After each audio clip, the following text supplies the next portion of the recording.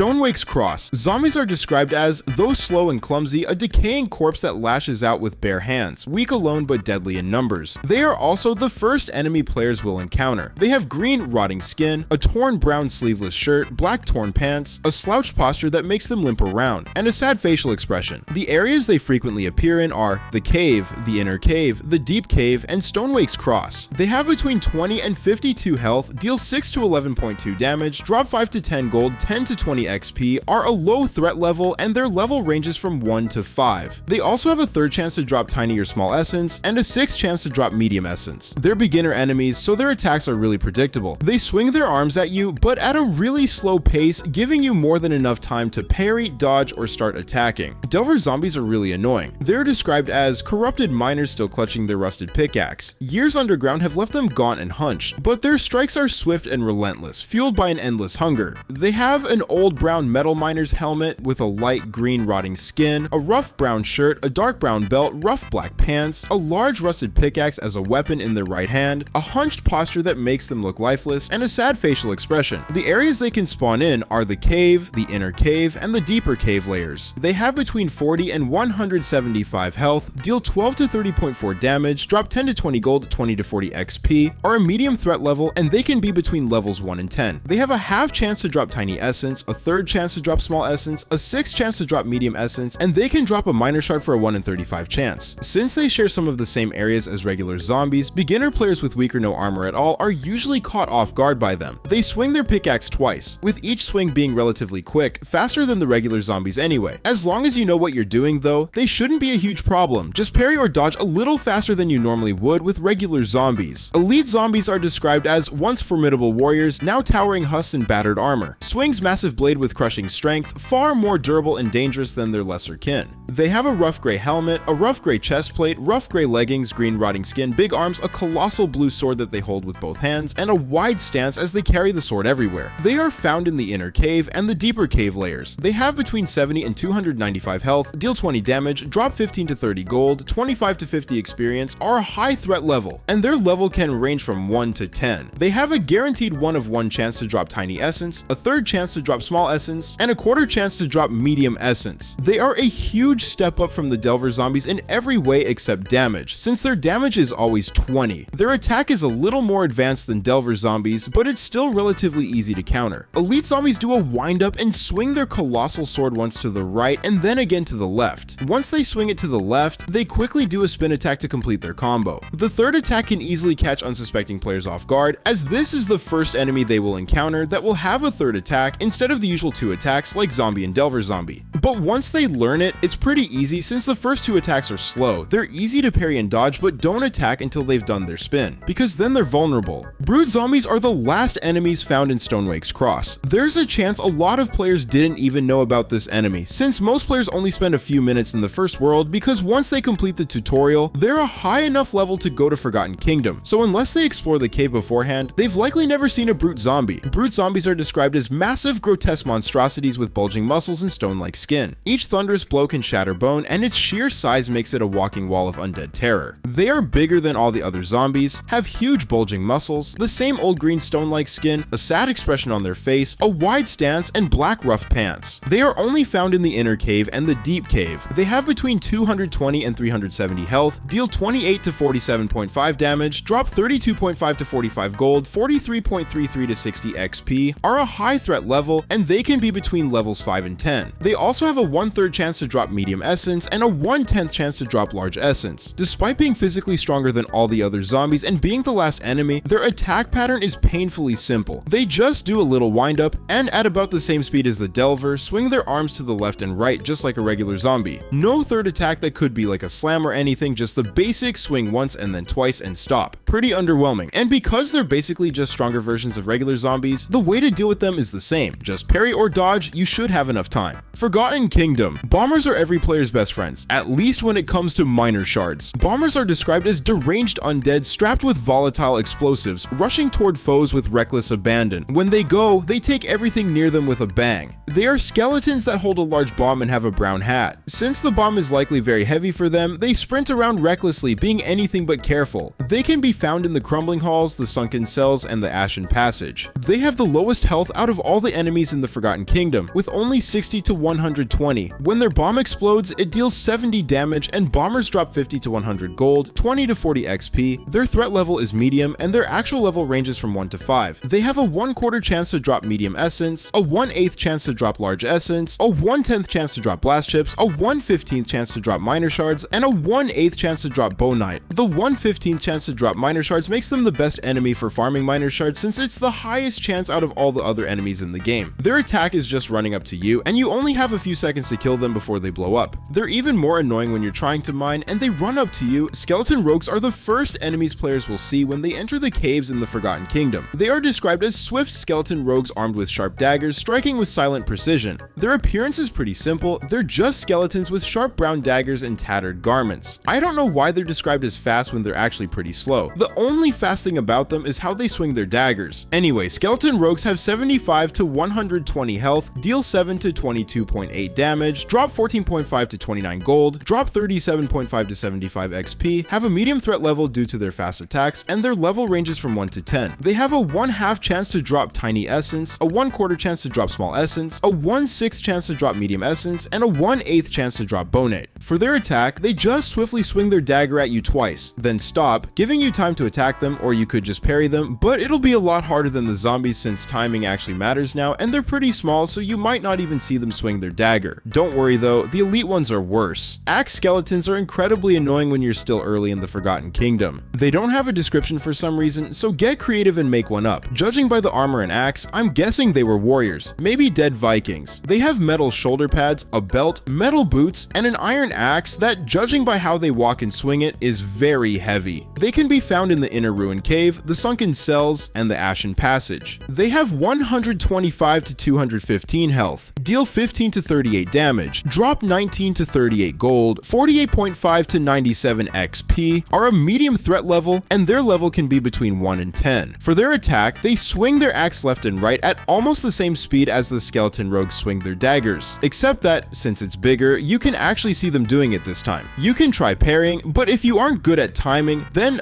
dodge and do what you want from there. They aren't a problem later in the game, but these guys seriously do suck and are honestly harder to deal with than the next enemy. Deathaxe Skeletons look intimidating, but are extremely easy to kill, even easier than all the other enemies mentioned previously. They are described as towering skeletons, wielding a massive axe forged in dark rituals. Animated by bitter hatred, they swing with terrifying precision, cleaving through armor and bone alike. They are completely geared up in full armor, and they have a big torn red cape. They also use a giant double-sided battle axe and have really slow, heavy footsteps. They can be found in the inner ruin cave, the sunken cells, and the ashen passage. In case you haven't noticed, pretty much all of these regular skeletons are in the same areas. They have 300 to 420 health, deal 50 to 91 damage, drop 35 to 70 gold, 58.5 to 117 XP, have a threat level of medium, and their level ranges from 1 to 5. They have a 1/5 chance to drop larger essence, a 1/5 chance to drop bonite, a 1/8 chance to drop greater essence, a 1/15 chance to drop epic essence, a 1/35 chance to drop flame sparks, and a 1/50th chance to drop briar notches. Their attack is extremely easy to dodge at about the speed of a snail.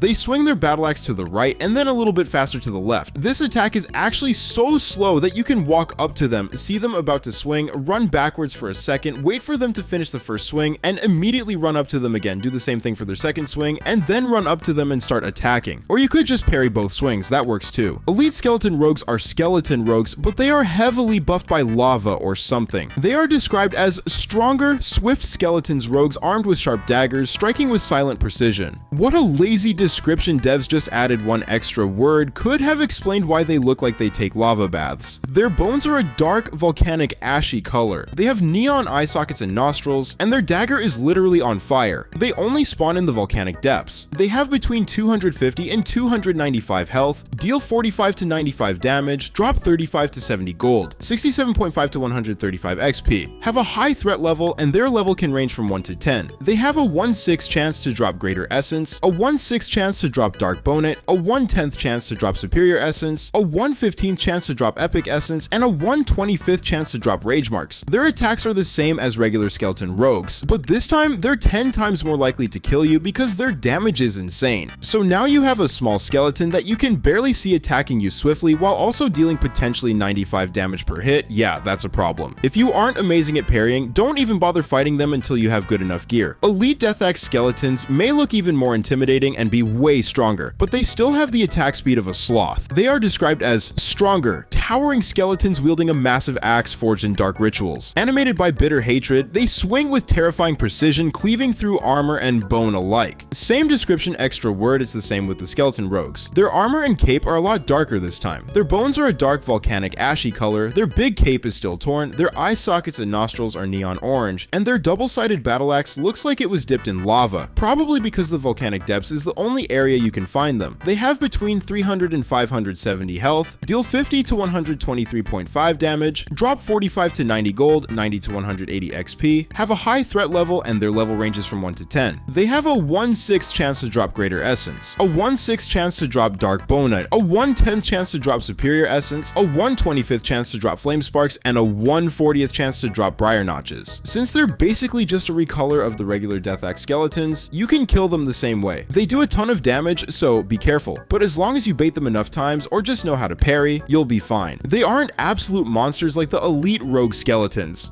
Blight Pyromancers are the first enemy in the game to use a magic-based attack instead of mindlessly swinging weapons around like most of the other enemies. They don't yet have a description, so I'll just guess they're undead mages. They have a dark green cape, a staff with a bunch of skulls on it, a loincloth, and dark armored boots. They can be found in the volcanic depths and the Ashen Passage. They have 300 to 500 health, deal between 45 and 70 damage, drop 50 to 100 gold, 95 to 190 XP, have an easy threat level, and their level can be between 1 and 5. They have an 8th chance to drop Superior Essence, a 12th chance to drop Epic Essence, a 15th chance to drop Dark Bonites, and a 25th chance to drop Venom Crumbs. They have two different kinds of attacks. The first one is that they cast a ranged explosion of poison at you that you basically can't dodge, you just gotta run up to and kill them as fast as possible. They can't fight hand to hand, so when you try to approach them, they'll turn away, but they aren't fast, like at all. Their second spell is a circular AoE. That is extremely annoying to deal with when you're mining. You have more than enough time to move, but it's so annoying. Reapers might as well be miniature boss fights. These guys are by far the most advanced and toughest enemies to kill in the Forgotten Kingdom. They are described as hulking armored revenants fueled by a burning where their head once was. Their smoldering hammer leaves fiery trails as it moves, delivering crushing blows with searing unstoppable force. They have fire as a head, a full set of heavy armor, a black long cape, dark volcanic ashy colored bones, a molten scythe with a skeleton head at the blade that's on fire, and a spine as the handle. Luckily, they're only found in the volcanic depths. Imagine if they spawned at the cave entrance. Anyway, Reapers have 800 to 1200 health, the first enemy players will encounter with health that reaches in the thousands. They deal 65 to 90 damage, drop 65 to 130 gold, 110 to 220 XP, have a very high threat level, and their level ranges from 1 to 3. They have a 1/4 chance to drop Superior Essence, a 1/5 chance to drop Epic Essence, a 1/5 chance to drop Flame Sparks, a 1/6 chance to drop Dark Bonites, and a 1/12th chance to drop Drain Edges. They have 3 attacks. The first one, they swing their scythe 3 times, each at a fast speed. Their second attack is them spinning while swinging their scythe around, and they spin twice before winding up and doing one more spin with a heavy attack, slamming the scythe down. Their last attack is more like a defensive thing. They can parry your attacks and swing their scythe down on you. Yeah, you heard that. This enemy can parry your attacks. You could have endgame level gear and still slip up and get killed by this thing. Good luck dodging too, because if you dodge too late, you can still get hit because they have a lot of range with that scythe. Slimes are green blobs with one purpose, to attack you with their wobbly heads. They are described as gelatinous masses of corrupted magic, absorbing anything in their path. Though slow, their bodies reform endlessly, making them incredibly resilient. They have a green body made out of gelatin, and they have beady black eyes. Because they are made out of gelatin, their movements are slow but very wobbly. They are the only enemies found in the Goblin Cave, and they only appear in the Goblin Cave. They have 300 to 435 health, deal 20 damage, drop 43 to 86 gold, 43 to 86 XP, have a low threat level, and their level ranges from 1 to 10. They have a 1/3 chance to drop Medium Essence, a 1/6 chance to drop Large Essence, a 1/6 chance to drop Slimite, and a 1/10 1/10th chance to drop greater essence. They attack you by ramming their head into you, but they don't have to touch you to do this, so half the time it looks like they're attacking you with their mind. This is pretty easy to deal with. Right before they attack, a little red sparkle appears above their head. When that appears, just parry. They have a very short cooldown, so if they stun you, expect them to start attacking you immediately after the stun is over. Blazing slimes are slimes, but orange. They are described as volatile variations of the slimes. Their molten bodies scorch the ground they touch. Each attack splashes burning goo, turning the battlefield into a fiery trap. I don't know why it's described in such a cool way. It's literally just an orange slime with different stats. They have a molten orange gelatin body, beady red glowing eyes, slow wobbling movements, and fire particles around their body. They have 600 to 870 health, deal 35 damage, drop 65 to 130 gold, 55 to 110 XP, have a high threat level for some reason, and their level ranges from 1 to 10. They have a 1/4 chance to drop superior essence, a 1/5 chance to drop epic essence, a 1/6 chance to drop slimite, and a 1/12 chance to drop flame sparks. Their attacks are literally the exact same as slimes. There's nothing different. The only thing to make them slightly more difficult than regular slimes is that they deal 15 more damage and have double the health. If you like this video, you will definitely like this video on screen. Comment below how you feel about the update so far, and be sure to subscribe for more content covering the Forge. See you soon!